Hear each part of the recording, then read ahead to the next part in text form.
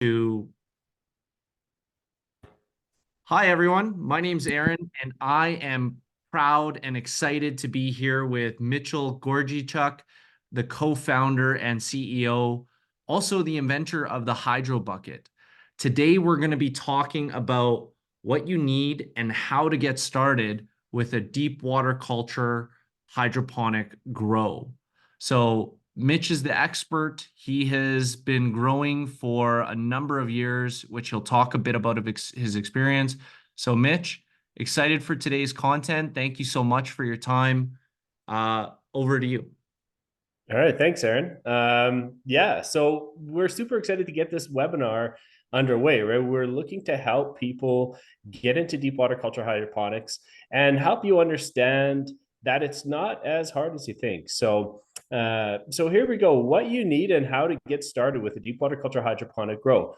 My name is Mitchell Gorgichuk, like Aaron said, and today I'm going to be sharing my experiences. From my experience in life, I know nobody likes to get should upon. Uh, Getting should on is generally a little bit adversive for some people, but please take it for how as my experience, what I've learned over the past years, and if it can help you, then I definitely think you'll find some benefit in it. So here we go. So what to expect today? Um, we're going to teach our equipment and techniques you will need to be successful with a deep water culture hydroponic grow. That's going to be everything from the containers to the lights to everything that you will need for an indoor grow. And at the end, for sharing, for attending, we're going to share a comprehensive mini guide and deal just for you, just for watching this. This is something you're going to be able to reference back to regularly, and we're going to give you a deal as well, so you can pick up some of our products that we make and get started with your deep water culture grow. The problem. So I've been growing for over 7 years now, and the biggest issues when starting deep water culture hydroponics, I really feel, is you're going to get out what you put in. And this is two things. This is getting out your effort that you're going to put in, right? And your equipment. I like to spend as much money as possible when buying equipment. Over the years, that's what I found is good equipment functions well, and results in success. And poor equipment, almost 100% of the time when I've cheaped out and I started out and I bought poor equipment, it was always upgraded. It was just a matter of time. So I really encourage everyone to look at that equation. If you put in the effort, like we're gonna describe what you need to do here, you're going to get what you put in. You're going to get what you put in, and same as equipment. Always do your best to buy the best equipment possible. You have to remember that this is a fantastic hobby and it's going to pay for itself harvest after harvest eventually. If you have a good harvest, all this equipment's going to pay for itself and you're going to be far ahead from where you started and get all that money back that you have invested. So why you're going to listen to me. Here's a little bit about me and my story. 2 years before legalization, I've been a fan of cannabis my whole life. I was one of the guys that had, looking at High Times magazines and, had a poster of some cool looking flower on my wall and stuff. And so, it was always been a dream of mine to grow cannabis, but I just wasn't interested in doing it illegally. And so 2 years before legalization happened, it was announced and I was so excited. So immediately I went online and I started looking for information. I wanted to learn about deep water. I wanted to learn about growing before legalization happened, so I didn't have to waste any of my time figuring it out once I could actually grow. So I found an amazing book called the Grow Bible, and I read it cover to cover multiple times, trying to figure out, well, first off, I didn't realize there were so many ways to grow. And really what I landed upon was the deep water culture hydroponics style of growing. And the reason I did was just because it was clean. Number one, I wanted to grow downstairs in my house, in a closet, and I wanted it to be clean. I didn't want to be bringing soil in and out. So that was a big one for me right there. And then the second one was control. The more I learned about hydroponics, I realized very early that it gives me control of the plant and of the growth and everything, and that really appealed to me. I love to cook. I've always loved to cook. And this is one thing that I find is a commonality between deep water culture growers that I've met over the years. A lot of them are really good cooks. Some of them own restaurants, right? And it's because we like to control ingredients and we like to control what's happening, and so we can have that end result. So anyway, so what I did is I converted a closet down in my house into a veggie garden, and I started growing everything, tomatoes, cucumbers, peppers, lettuce, you name it. And I found right away that deep water culture was absolutely amazing. The rate of growth was amazing. My payback was there. I was having amazing harvests. And then as soon as legalization happened, I converted right over to cannabis.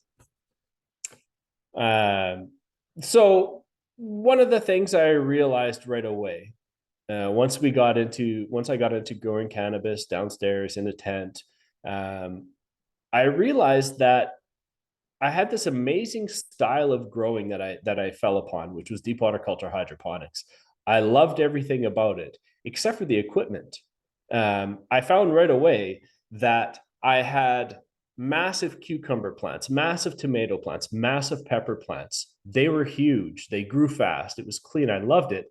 But every time I wanted to get into that nutrient solution, which was regularly, I had to lift up the whole plant, the whole lid, including the plant. And so I had all this clunky DIY equipment attached to the lid in a small space, and my yield would, I would break arms, I would lose, vegetables, everything was challenging, and I got a little bit frustrated with it. And so then it wasn't long before that I decided I wanted to switch over to a recirculating system. And that's where I switched. I connected all my 5-gallon DIY site tube buckets into a recirculating system. And that was kind of where I got to. And at that point, I realized there must be a better way to do this. We're using adapted DIY equipment from an illegal market. And there's got to be a product, and that's where I came up with the HydroBucket. And so here we are. So let's get into what you're going to need to do a deep water culture grow. Okay. Number one, you're going to need a growing vessel. Hydroponics is really cool. This is what I find from talking to people, I actually, before I came up with the HydroBucket, I was on a family trip to Disney World, and we saw an amazing hydroponic display that they had there. And it kind of just blew my mind wide open to what's available. And so this is why deep water culture hydroponics is really flexible, and hydroponics in general. You need a growing vessel. Okay. And people, it's very common to use totes and 5-gallon buckets, but they all suffer from the same issue. You don't have a purpose-built product. So what you're going to need is a growing vessel, and I recommend the HydroBucket. Okay, this is from experience, from years of fighting with DIY equipment, to finally making my own, and using that experience and frustration to have a product that functions really well, so you can actually enjoy what you're trying to do. You're going to need a net pot, some sort of lid, right? So what's very common on the market, and what was common before we released our product, the hydro lid, is what you see here, the hydro lid and hydropod. It was these big net pots, you know, they fit on top of a 5-gallon bucket, and you fill them with medium. These are commonly like clay pellets. And that was another thing, is once we made the HydroBucket, we started looking at the things that I didn't like about current equipment on the market. And when it came to the lid, I knew from experience that we don't actually need medium. We don't need hydroton. We don't need all these things that complicate the grow before and after. It's just simply what is available on the market right now. So we came up with, so you're going to need a net pot again. I recommend the Hydro Lid. This is another product that was created on the backbone of an experience of using other products and just seeing, finding out what I did not like with them, and then seeing how much better they could be. You're going to need some sort of medium. So as you can see here, we have the Hydroton on the bottom. We have some Q plugs on top, and then we have the light brown there is rock wool. Okay, and that's like it's like almost like an insulation. So the different mediums. This is one of the things that I found when growing, is that the hardest part about deep water culture hydroponics is getting your seed started. So when I first started deep water culture hydroponics, I used what was available. And this is very common, is that you get a little plug, kind of like in the top right corner. You get these little plugs, and you start your seed in it, and your seedling grows a little bit, and then you put it into this big sea of hydroton in the standard net pot. At this point, your seed is very susceptible to failure because it doesn't have a lot of medium around it that holds the fluid well. So if it can dry out easily. Also, just from moving and shuffling, you can break small tender roots when you're using hydroton and these types of things. So we recommend, and the product that we carry and sell is the Q plug, and that's the one on the top left. The Q plug is by far my favorite way to start seeds and grow plants in 7 years of growing deep water culture hydroponics. It is a inert, non-shedding mix of cocoa. I believe there's some peat in there, but the beauty of it is that it doesn't shed. And because it's inert, it's not going to harbor any kind of issues. So simply, we can just put our seed in there, and it will germinate, and we can start off the life of the plant just like we're in soil. And it works really, really well.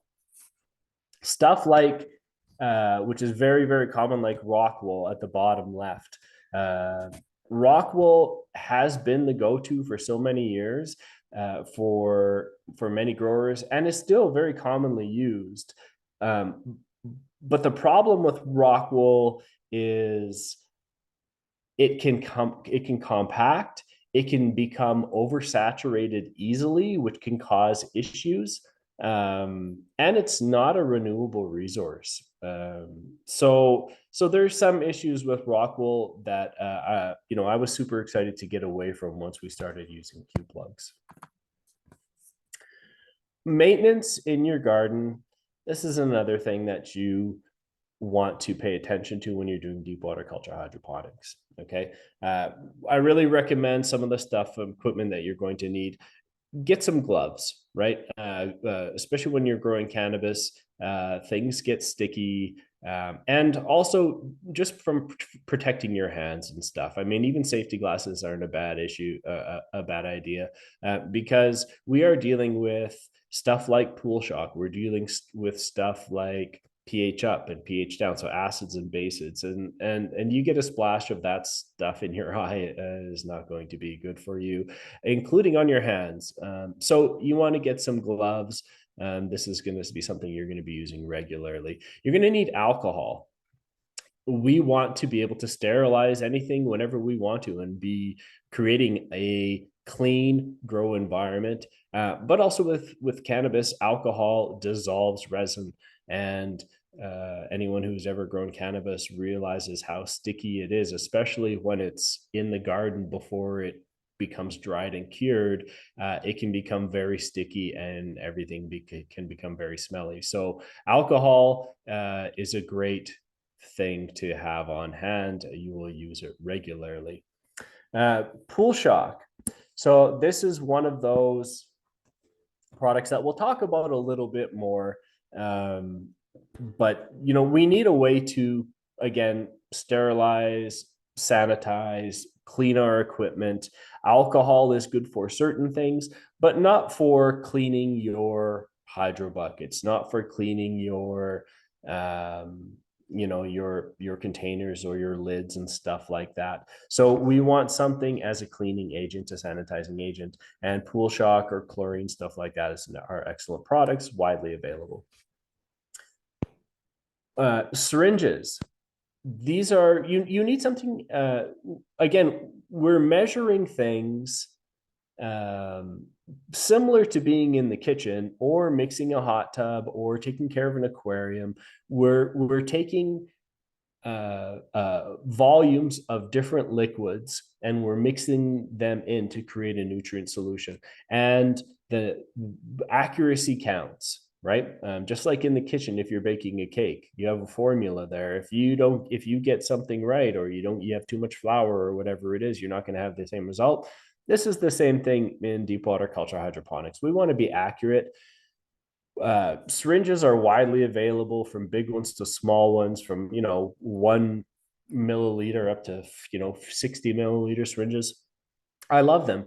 So you can use little like little measuring cups. Those work as well. But my favorite are syringes. And then a notebook is a really good thing to have.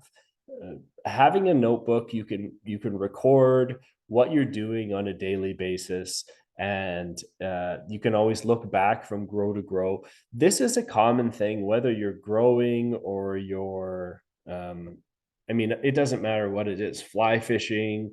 There's so many things that I've seen this come up as a useful tip, is recording what you're doing, so then you can always reference back. And especially with deep water culture hydroponics, I find one of the things new growers do is they'll check their solution and the pH will be 6.4. So then they put 1 milliliter down of pH down, and it will put it to 6 point something, 5 point something. This can vary. This can vary at the stage of growth, or the plant stage of growth that it's in, or whatever. So being able to keep track of how much pH up and pH down you use to adjust a certain volume of nutrient solution or water is really, really invaluable, and it's going to help you get really comfortable in the garden, and then eventually just speed everything up, because you will know this does this at this time because there it is in the notebook. And then eventually, like me, I don't use a notebook anymore. So we're going to need some meters. Okay. Just, similar to, mixing up a hot tub or, an aquarium, pH is important. pH stands for who cares? But what it does is the pH is what makes the component of the nutrients available to your plant. So at 5.8 pH, everything is available to that plant, all the components of the nutrients. As the pH goes down to 5.7, 0.6, 5.5, now only certain things are available to the plant. As it goes up to 5.9 to 6 to 6.1, 6.2, again, now all of a sudden the stuff that's available at that pH is available to the plant, the nutrients and components of the nutrients, but the stuff at 5.8 is not available. So pH is really, really important. So you're going to need a pH meter. Again, I'd like to just touch on buying good equipment. When I started off, I went on Amazon, I bought the cheapest stuff I could. I've gone through so many pH pens over the years, and this is one thing that I wish I would have bought the best one right from the get-go. They all work. This is just so you know, even if you buy the cheap ones, they will work, but you need to calibrate them regularly. Okay. A cheap pH pen is going to work, but you should calibrate that thing every single time you use it. If you spend the money and you get yourself a high quality pH meter, once a week, once a month, they just work really, really well. They don't need a lot of calibration. Well worth the money. Same thing as your TDS and EC meter. So TDS and EC meter, this is essentially telling you how strong your solution is, how much you have in your solution. So for example, if we were to use RO water, this is, water that has been basically cleaned and purged of everything in it. So it's just pure, very pure water. You're going to have a reading on your TDS meter of, somewhere between 0 and 25 parts per million, right? There's just nothing in that water. If you're to check tap water, my tap water is somewhere around 150 or so parts per million. And then once we start adding nutrients to that, you see your parts per million go up and go up and go up. Okay. So, an invaluable piece of equipment for deep water culture hydroponics. And just one note on parts per million of starting water. You want to make sure your water's less than 200 parts per million. If you have water that's over 200 parts per million, that means it has a lot of stuff in it already. And that can be problematic for deep water culture hydroponics.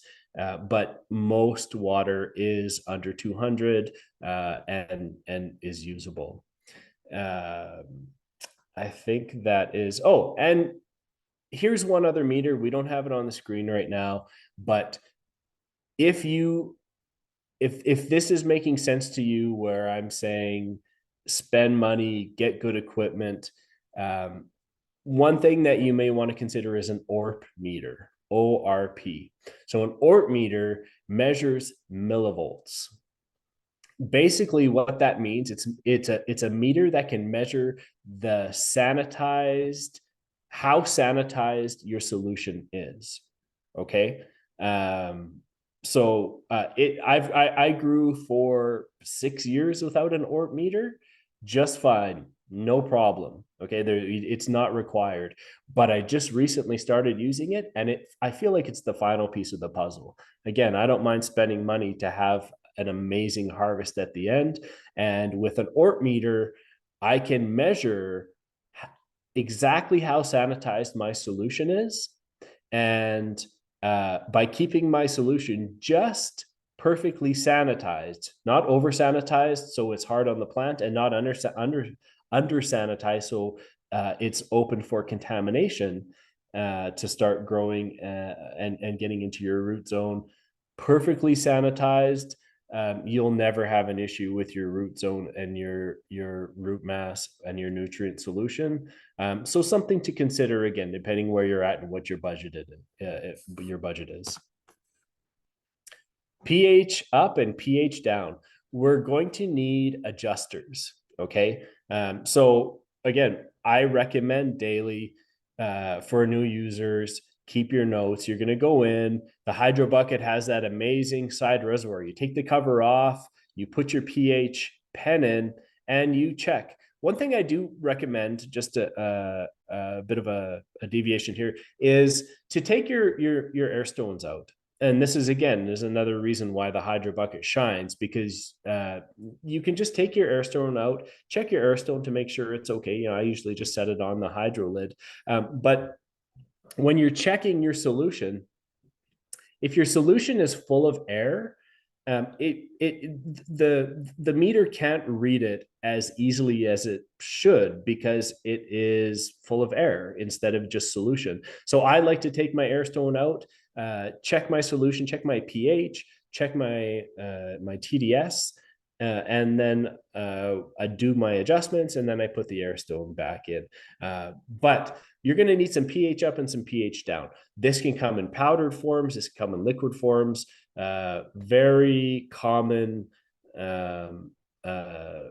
fluids that are available at all hydroponic retailers and outlets and suppliers. So you're going to get yourself some pH up and some pH down. When it comes to nutrients, you want quality nutrients that are fully dissolvable. This is the number one thing, okay? NPK, that's essentially what we're talking about here, is available directly to your plant. Okay, we don't need all of the organic components that happens in an organic grow or a soil grow, where you have these microbes that are making NPK available from your soil to your plant. These products made for deep water culture hydroponics, it's 100% available. It's ready to go. Your plant, you put it in the solution, and as long as it's at the right pH, your plant can uptake it as much as it wants. So one of the things I want you to pay attention to when you're shopping for nutrients, I've used, maybe, between 5 and 10 different nutrients over the years. Almost, I think, not almost, every single one of them said safe for hydroponics. They're not all safe for hydroponics. You have to realize that hydroponics is a big range. Growing with cocoa or in an inert medium is considered hydroponics. And many products that people use, cocoa, it still is very common to be used, cocoa coir as a medium. You use hydroponic nutrients, but they don't have to be fully dissolvable. For deep water culture hydroponics, you want them fully dissolvable. So that means that when you put them into your solution and you shake it up, like you see in the GH nutrients here, there's pink and there's purple and there's green. It's okay if it's colored and it's dyed. And it's okay if your roots get a little bit stained, but it has to be clear. It has to be fully dissolvable. You can't put it in a jar, shake it up, and put it down and see a bunch of stuff cloud and then settle on the bottom. That is not acceptable for deep water culture hydroponics. So that's the main thing. Be sure that you get a good quality product that is fully dissolvable, says it's for hydroponics, we have plenty to recommend for you there. Air pump, air stone, airline. Okay, this is one of the things about deep water culture hydroponics, is that we're constantly aerating the nutrient solution. We're oxygenating it. And this is one of the reasons why it really grows so fast. I mean, it's there's a couple reasons. I mean, one is that there's just so much oxygen in there. It makes such a great environment for roots to be in. Keeps any kind of nastiness. I think it's aerobic versus anaerobic, so it's keeping it aerobic. but also your roots are always in nutrient solution. They always have access to whatever they need. This is why deep water culture hydroponics grows 30 to 40% faster than other growing methods, is because it's just there for your plant. There's no watering. The plant has everything it needs, has access to everything it needs. So we want to make sure that nutrient solution is in the proper, as healthy as it can be. And having an air pump, air stone, airline is part of that equation. When it comes to airline, I like stiff airline, and I've had this conversation with customers. Stiff airline will produce more bubbles. Stiff airline will be kind of a pain when you're orienting it throughout your tent and throughout your grow, because it's stiff. When you compare it to something like this blue stuff is nice and soft. It's very nice to position through your grow and up and into your hydro bucket and out the tent because it's soft, but you're not getting as much air to that air stone. So just something to consider. None of it, it's not a deal breaker, but I prefer stiffer airline. I like these air stones. The reason I like these air stones, and this is what we sell, is that your fluid could potentially come all the way down into your hydro bucket. And as long as your fluid is, about an inch and a half of fluid, the air stone will still be bubbling, right? It'll still be producing, delivering oxygen to the nutrient solution. With a bigger air stone, or some of these flat air stones that don't get orientated quite properly, as soon as the nutrient solution breaches the top portion of an air stone, you're no longer oxygenating because the air can just come out immediately right at that spot. And that's one of the things, is if you stop oxygenating your solution, your roots and your plants and everything is going to start getting sad. And we want to keep everything happy. So this is a great product that we recommend and that I use. And then an air pump. Again, ask yourself, what are you looking for? Are you a hobby grower? Are you someone who has an ACMPR license, someone who has a medical license that can grow 100 plants? Where are you growing? Are you growing in your living room? Are you growing in your basement below your bedroom? Are you growing somewhere where that it doesn't matter how loud it is? Okay. The bigger the air pump that you use, the louder it is, and the more heat that it produces. So there's a couple factors here, depending on how big you want to go with some of the bigger commercial units. So I've used everything that I've used for air pumps, from from pet store air pumps, from 1-port, 2-port, 4-port standard stuff, all the way from commercial air pumps. They all work fine. Some just work better than others. So I tell people, again, depending on where you're going to grow and what your plan is, choose accordingly. If sound isn't an issue, buy the best one you can find. And they're all rated in gallons per hour, is kind of like how many gallons per hour can it put out of air. And buy the highest one and the best one that you can afford, because again, you're gonna, what you put in is what you're gonna get out. And this is no exception to that. Beneficials and additives. Here's one thing that people get hung up on. Like I said, when we were back on the nutrient slide, nutrients, NPK is already available. Okay, so we don't have to add microbes and organics and all this stuff to make NPK available from the soil for your plant. So sometimes with deep water culture hydroponics, less is more, right? And especially once we get into these beneficials and additives, there's a lot of companies out there that they're just trying to make money, and they're producing and offering great products, mostly, but they want to make money.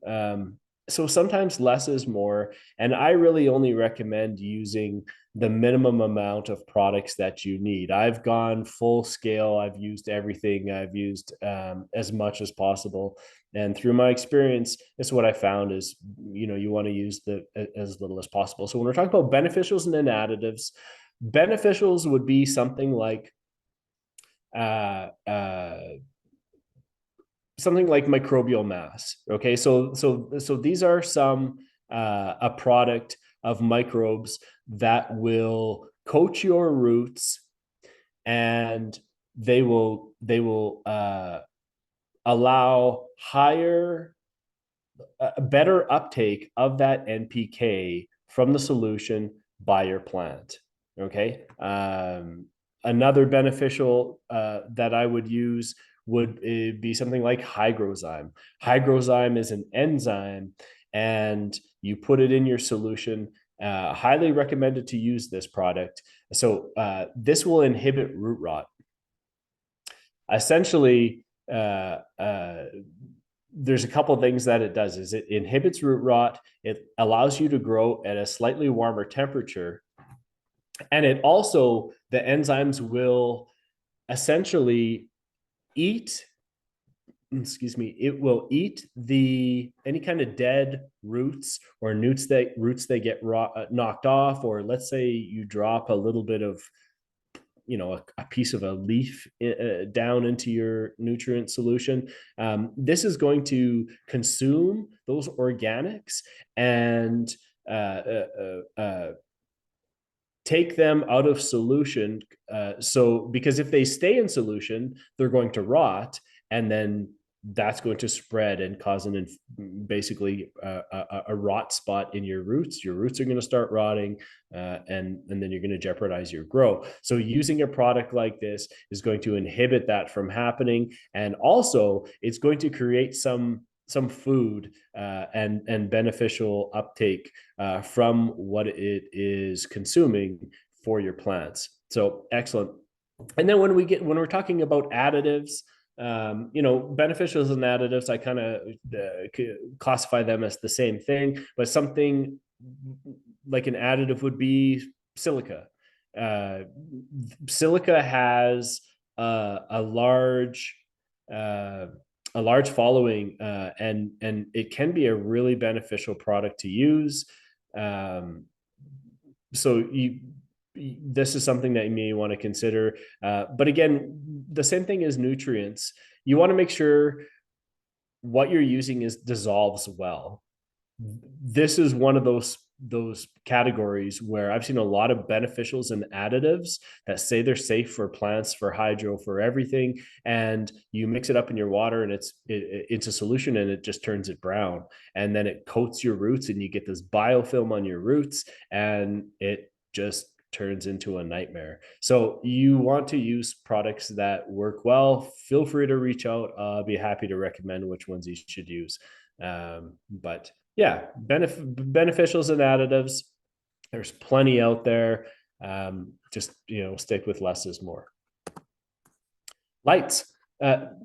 Lights these days are amazing. It used to be to the point where grows really had a challenging scenario, because they were all big bulb lights.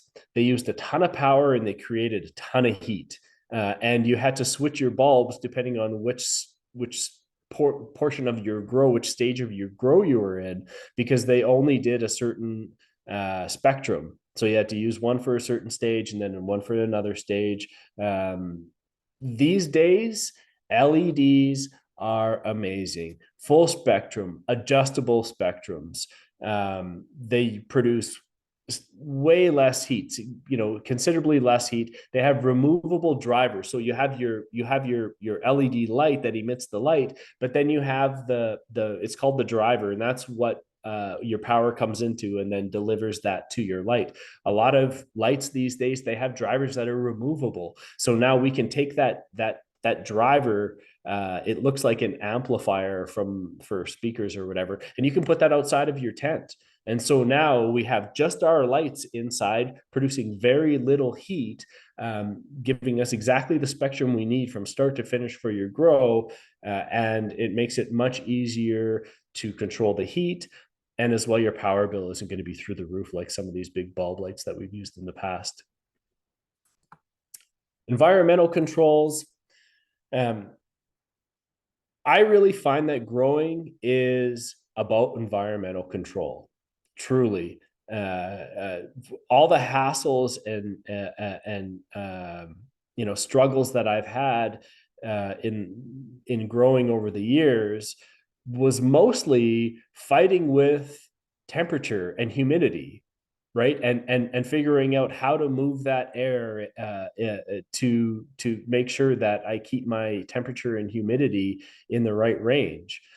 So environmental controls, again, this is one of the things. If you have enough, depending on what you're doing, or you're a hobby or you're growing medical, but if you have a budget to spend money on good environmental control equipment, you're going to love it, because you're going to be able to just set it and forget it. You're going to be able to set your temperature so it does what it's supposed to be during the day, and then it drops down to where it's supposed to be at night, and you don't have to fight with it. So there's all types of environmental controls out there. Number one, you have to have something that's accurate so you can monitor what it is. And then secondly, you're going to need some inline fans, right, to move air in your tent or in your grow room, whatever it is. Commonly you're exhausting, right? That's usually how they work, is that you have an inline fan up at the top of your grow in your tent or in your room, and you have a controller that's on a thermostat. So then once, if we only want our temperature to be 28 degrees Celsius, or, whatever that is for Fahrenheit, once it hits that, it automatically kicks in, and it pumps out all that hot air until the temperature gets to where it's supposed to be, and then it shuts off. And so that's its job. It does that all day long. And then same as at night, your lights turn off. It's going to automatically vent all that hot air, bring in cold air from wherever you have cold air coming into your grow space. And it's going to control that for you. So make sure you spend money on good equipment. Like I said, you're going to want some air movers, right? So little fans, little clip-on fans if you're in a tent, or bigger wall-mounted fans if you're in a little bit in a room. You just have to move that air around, right? You don't want any stagnant air in your grow, in your garden. So you want to be pushing that air through your plants, circulating that air from top to bottom, just making sure that you're moving air throughout your grow. One thing, I just missed that though, on the previous slide. I'm just going to go back here. Also, timers, really important. I mean, it seems, I won't say anything, nothing should seem how it should if you're not a grower and if you're just getting into it, but you want timers. So for your lights, right, you want to be able to set a timer for your light. So in a vegetative state, your lights are on for 18 hours and they turn off for 6 hours of darkness, and that's all automatic. You don't want to have to be doing any of this by hand. Automation is key to consistency. If you can automate and create a consistent environment for your plants and for your grow, you're going to grow plants that are as good as they can be. Be sure to get good equipment. How to stay discreet. And this is a good one. A lot of people, including myself, when I started growing, I have young kids, and 3 under 10. And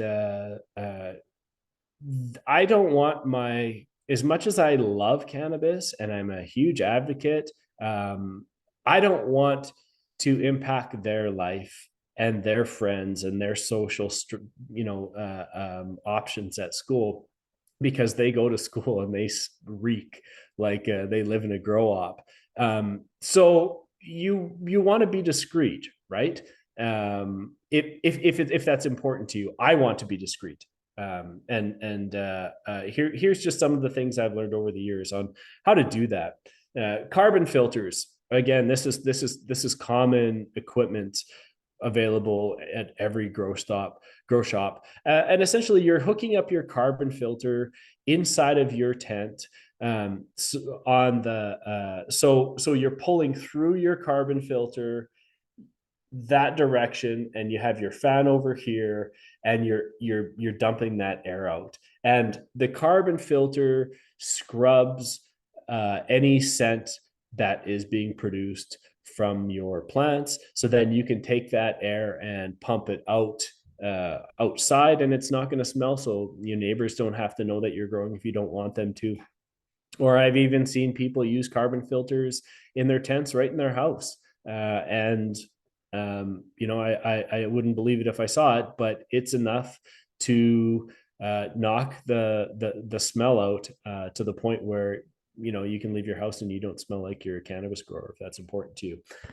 Alcohol, we touched on that earlier. When you're touching cannabis, when you're trimming, when you're with your scissors, anything at all, it's easy to get resin on your hands. It's just super simple to get resin on your hands, and next thing you know, it's on your door knob.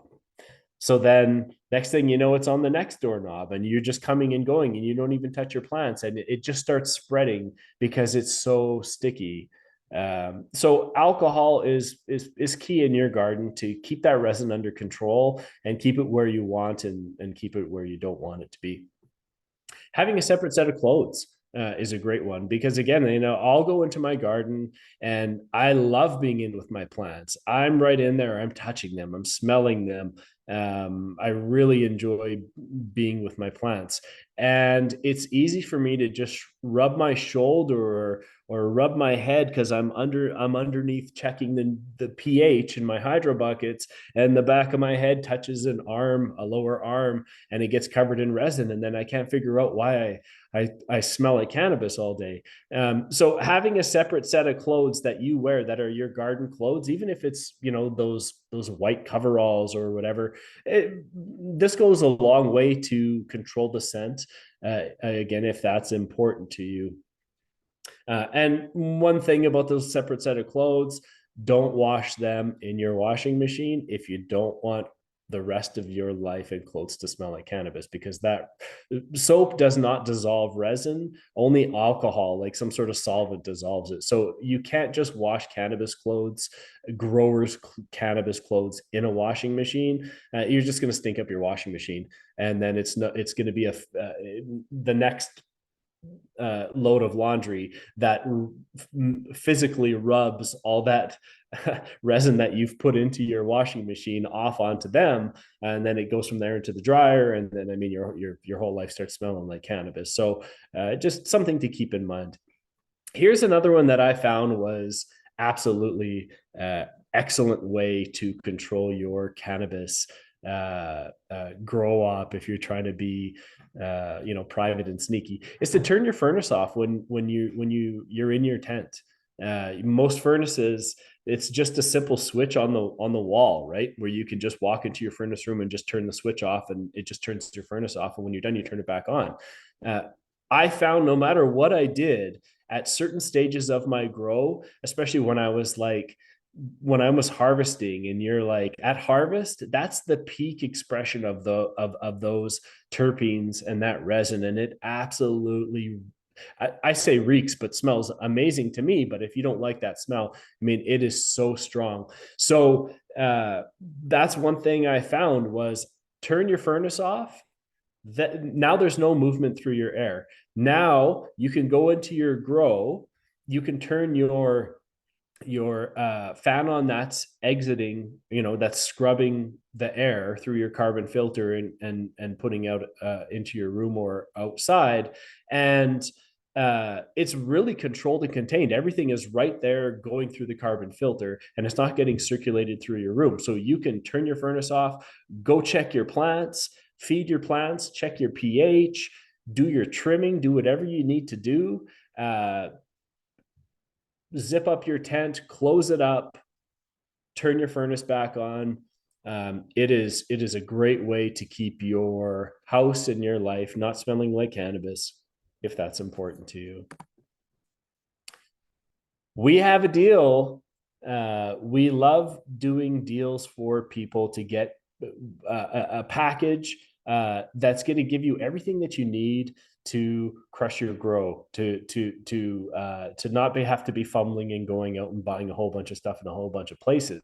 So here's a deal. Instead of $230, I mean $180 for our 2 HydroBucket package, with the cube, the hydro plugs, and the seed starter. And then if you're looking for something just a little more simple, then we have the 2 package for $159. This is a deal for people that are here for the webinar. So you can take advantage of just getting advantage of saving some money and getting some good equipment into your garden. We do free shipping on all of our packages.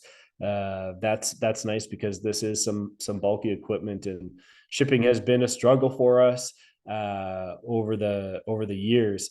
But we find providing free shipping when you spend a certain dollar amount is just really excellent for our customers. And we have thousands of deep water culture hydroponics growers that use our equipment. 90-day money back guarantee. If you get our equipment within 90 days, you're not happy with it, you return it to us and we're going to give you money back guarantee. We're so confident in our products and our customer service to help you through whatever issues that you're having. We stand by this. And again, this is built by growers for growers. This is all my experience over the years, to the point now where I want you to get you where I'm at, where growing deep water culture hydroponics is a breeze. It's so easy to produce ridiculous, amazing harvests. It's so much simpler than you think. So this is why we offer this, and we feel like it's great for our customers. We have all kinds of packages depending on what you're looking for. If you're already someone who has some 5-gallon site tubes, or you already have, you're looking to upgrade those site tube 5 gallons that are really common. You already have your air pump, Airstone Airlines, and all that stuff. Here's some great packages for you, right? You can still use the stuff that you have in your garden, and you can just get the hydro buckets, hydro lids, Q plugs, and hydropods, just really tailoring the packages so it's giving you what you need. Our customer service, I feel like we stand up and above everybody else out there. I spend a portion of every single day dealing with customers, and not in a way that people are asking me, not like customer service like warranty.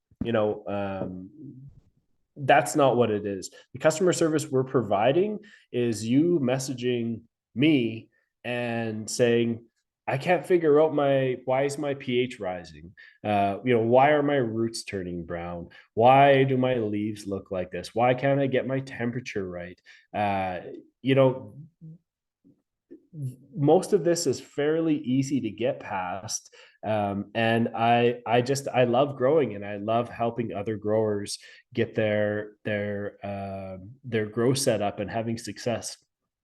So we have the very best customer service. that we can provide. We're going to help you get set up and get through your grow, and get you to the finish line, and have a successful harvest. So the HydroBucket can help you with seed to harvest success, right? This is us standing behind our products and here for that customer support, right? Our products make your grow enjoyable and successful.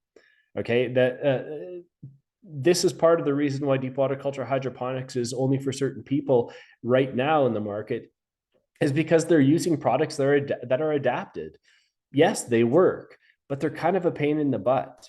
They're inconvenient, and when you add inconvenience to anything, sometimes you don't have the outcome that you're looking for. So with our products, we make hassle-free products that are made specifically for what we're trying to do, and that's going to make your grow successful, because it's not a pain to check your pH. It's not a pain to add and remove fluid. We don't have to jeopardize our yield by lifting plants and doing all these things. Sustainability, we're made in Canada. That's important to us. We make products that are going to last a lifetime, dishwasher safe. We look at using as few resources as possible. Okay, so this is where the sustainability, to me, it's important that we're stewards of the world, and we grow in a responsible way. So this is like our 3-gallon seed starter package, where you can mature 4 plants in 2 gallons of water in one small bucket, versus a standard grow would be using 4 buckets to mature 4 plants using 16 gallons of water, stuff like that. Being able to use our hydropod for clones, so you don't have to use any medium whatsoever, eliminating hydroton, not using rock wool, directing people towards our hydro plugs, our Q plugs, right? These are all the direction we want to take, to be as responsible as we can when we're doing indoor growing, and more access to people who can do deep water culture. Growing indoors can be a thing. It can be cramped, it can be challenging, or it doesn't have to be, right? It can be a really enjoyable hobby for you. And this is where we have the HydroBucket gives people more availability to grow without having to upgrade into a big recirculating system. That's a common thing that people think, that deep water culture hydroponics can't happen in a single bucket. It can. It's just we really want you in a HydroBucket, so you're not lifting your plant and making it challenging for yourself. But also people that have disabilities. Deep water culture is really awesome for people that maybe have mobility challenges, or any kind of physical challenges. If you can't be lifting bags and bags and bags of soil and amenities from your truck into your house, down to your grow space, finish your grow, load it all up, pack it all outside again. If that doesn't sound like something that's for you, deep water culture hydroponics is for you, right? The only bag that you're going to bring outside of your grow, hopefully, is a great big bag of cannabis. And that's it, because we're just using fluid, right? We're using pumps to move our fluid around. And it just works really, really well for people that do have some of those challenges that I mentioned. So get the deal. Head over to thehydrobucket.com, and we're going to have these deals available for you. So you can get growing. You can take these notes and you can take what you've learned today. You can get a great deal on this equipment, and you can get growing um, indoors with your equipment, and you can get that happening today.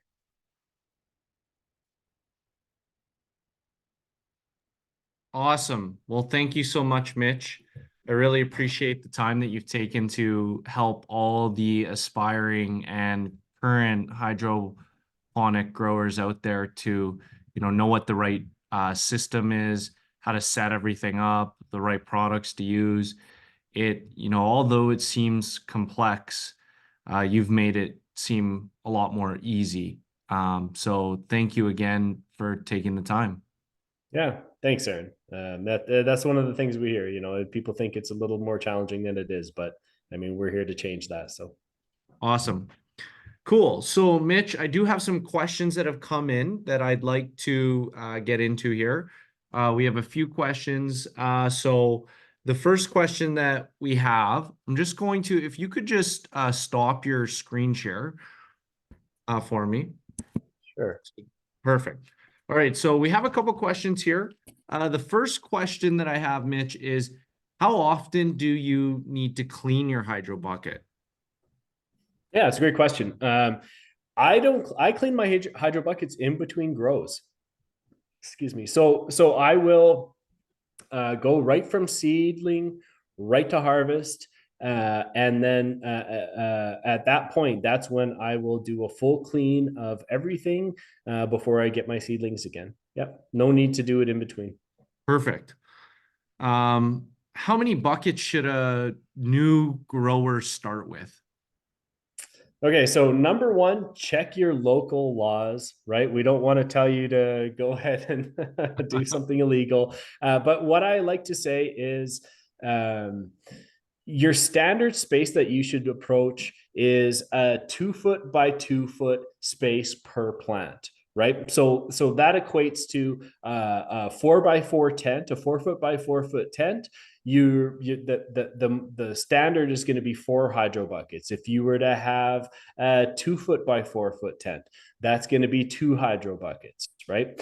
So we stick to that, but this is where you can have a lot of flexibility. And again, based on what you're looking to do, if you are somewhere where you're only supposed to have 4 plants legally, you can take 1 hydro bucket in a 4 by 4 tent, and you can create one great big canopy that fills the whole space. So essentially, you could have 4 by 4 tents, 4 legal plants, and have an absolutely huge grow and huge harvest. So, but yeah. Awesome. Thank you. So, another question that came in is, can I use well water for for my grow? Yeah, you know, water is the base. That the water is really important, what we're starting with, right? I always tell people this. One of the things, and most municipal water sources are 100% safe. It's always good to just check your ppms before you get started, right? You take your meter and check, but really important when you're on well water. uh, some well water is absolutely usable, and some of it is absolutely not, right? And that can be because it can vary so much when you get down in the ground, from hard water issues to high iron issues, to you name it, to too much calcium and this and that. So one thing to keep in mind is, you know, most people who have a well, get your well water tested and see what it consists of. That's a really good place to start. And then also, there are some nutrient companies that make nutrients specifically for well water, right? So that might be an option for people who are on well water. Yeah. Awesome. Thank you. And then how often should I be changing my nutrient solution? This is a good one. A lot of people, a lot of growers will not change their solution at all from start to finish. They'll just continuously top up and manage it in a way that, uh, you know, allows them to not waste anything or any kind of nutrients.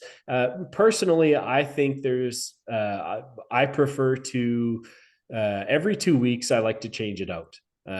I'll use it in my yard or I'll use it for my house plants, and I'll dilute it before I get it out of my hydro buckets. So I say, in a general rule, every 2 weeks, to start with a nice fresh nutrient solution.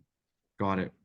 And then last question, this is just one question that I have is, do you have any, final tips for a new grower getting started just to help them, obviously just be successful as fast as possible? I mean, you're in the right place. Tune into the webinar, watch this, take your notes, right? Learning from people that have experiences is just the number one way to grow. So you don't have to make all those little mistakes by yourself, and don't be afraid to reach out and ask. But one thing I like to tell people who are getting into growing is, don't go and spend $300 on some breeder cuts, clones, and get into hydroponics like that. Don't pop your favorite seeds that you've been sitting on for a year, that were super expensive and limited edition, when you're getting into a new style of growing. Get some cucumbers, get tomatoes, or get some cheap seeds from someone, and just play around with it and never give up. Try to get to harvest every single time, because you'll learn along the way, and you'll take those mistakes, and you'll take those problems, and you'll overcome them, and you'll get to some sort of harvest, whether it's good or bad or ugly. But that's all experience in your pocket right there. So I've never given up on a grow. I will do everything I can to get that thing across the finish line. And I always learn, always a student. Awesome. Well, thank you again. So really appreciate your time today, Mitch, and carving out some time from your busy day to provide value to our audience. Thank you so much, and we look forward to your next webinar. Okay, thanks so much.